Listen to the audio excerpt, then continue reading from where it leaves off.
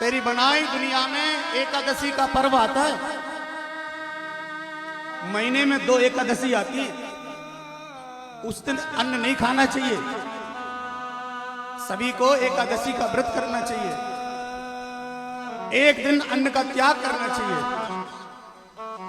अन्न को छोड़ करके जीना चाहिए।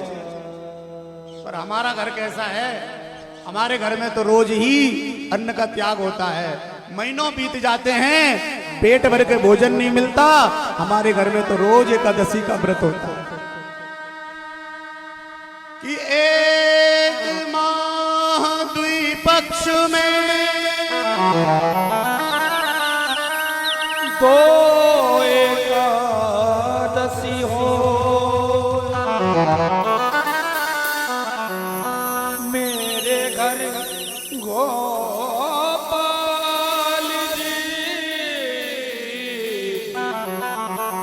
रोज एकादशी हो। कि मेरे घर गोपाल जी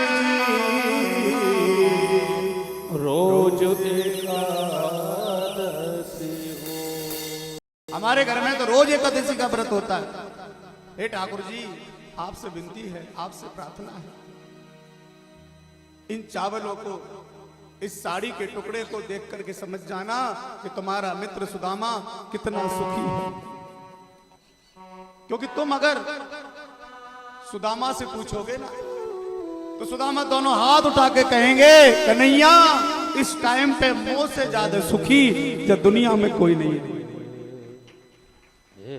और सच्चाई ये है कि इस समय सुदामा से ज्यादा दुखी इस संसार में कोई नहीं है। सुशीला मां की आंखों में से आंसू निकल पड़े, रोते रोते आंख भाव विभोर हो गई, आंखों की पलकें मुंद गई।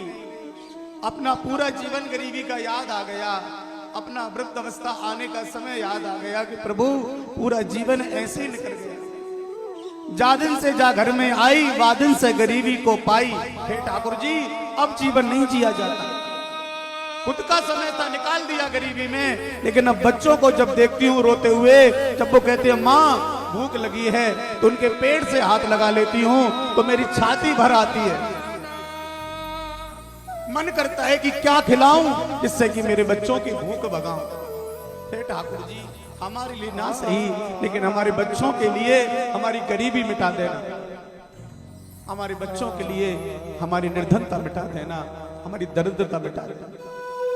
जो अपराध बन गया हो उसे क्षमा करना। आहा, इस प्रकार से माता सुशीला रो पड़ी। और महाराज वो साड़ी के टुकड़े में चावलों को बांध दिया और पोटली बना ली। और महाराज पोटली बना करके माता सुशीला ने सुदामा जी महाराज को दे दी और कह दिया, ले जाओ ये तंदुल के दाने भाभी के तरफ से भेंट कर देना और कह देना कि भाभी ने दिए हैं, वो भगवान है, वो सब समझ जाएगा और मेरी इस गरीबी की भेंट को निश्चित वो स्वीकार करेंगे।